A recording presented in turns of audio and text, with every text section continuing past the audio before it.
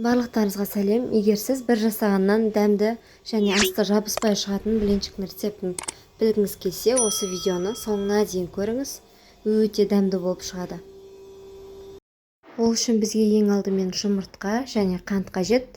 Екеуін жақсылап араластырып аламыз. Кейін оған тұзымыз бен сүтімізді қосамыз. Осы жерде бір ескеретін жағдай, сүттеріңіз сәл ашыңқыраған болса да қоса беруге болады. Дәмі ешқандай да өзгермейді.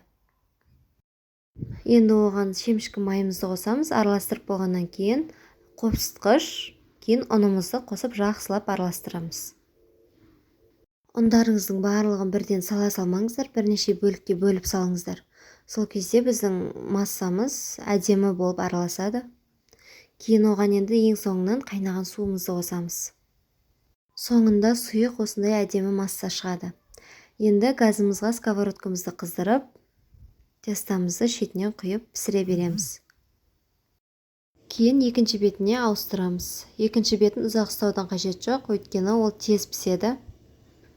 Қалғандарында осылай пісіріп ала бересіздер. Осындай күшті, прям ажурный, дәмді блинчик шығады.